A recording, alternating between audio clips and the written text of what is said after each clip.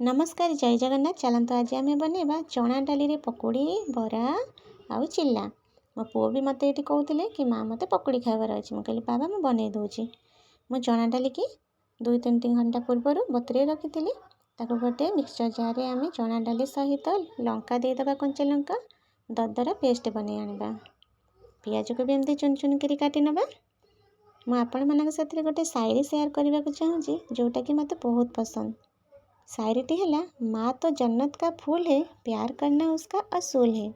दुनिया की मोहब्बत फिजूल है, दुनिया की मोहब्बत फिजूल है। माँ की हर दुआ कबूल है। माँ को नाराज़ करना इंसान की भूल है। माँ के कदमों की मिट्टी जन्नत का धूल है। माँ से ही भगवान है और माँ से ही हम हैं। आमे पियाज पकईदबा, धनिया पत्र पकईदबा, भूषण पत्र पकईबा, अदा पकईबा, जुआणी पकईदबा, जीरा पकईबा, केतरे हलदी गुंड, लंका गुंड, धनिया गुंड, स्वाद अनुसार लुण पकईकी भल से एमती मिसई नबा।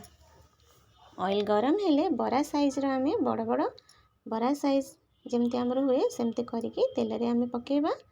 आमर पेस्ट को पकईकी मीडियम आंच रे आपको सिझिबा को दबा। भितरु मीडियम आंच रे सिझिबा को देकी भल से गोल्डन ब्राउन कलर हो गले आमे एमती छाणी नबा।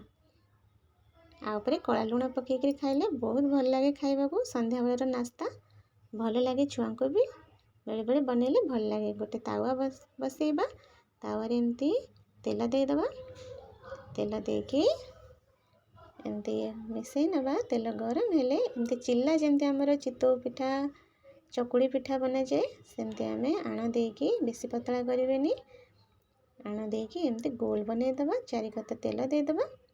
तापरे चटपटा बनैया को चाहिए लंका गुंड एमती पकेबा। बहुत बढ़िया लगे, चटपटा लगे और तीखा तीखा लगे, भल लगे। तेल साइड रे देकी एमती बनैदेबा। आमर बनीगला चिल्ला। फिर आम छोटे छोटे पकुड़ी चाहिए सेमती ऑयल गरम करी से आम छोटे छोटे पकुड़ी साइज रे आम एमती पकेबा। पकुड़ी बनैदेबा। आपण मानक जदि चिल्ला पसंद बनई पारे, पकुड़ी पसंद बनई पारे, बड़ा साइज रे भी बनई पारे। आपण मानक जदि मो रेसिपी पसंद आसे ताले लाइक शेयर सब्सक्राइब निश्चिंत करेंगे। रहुछि जय जगन्नाथ।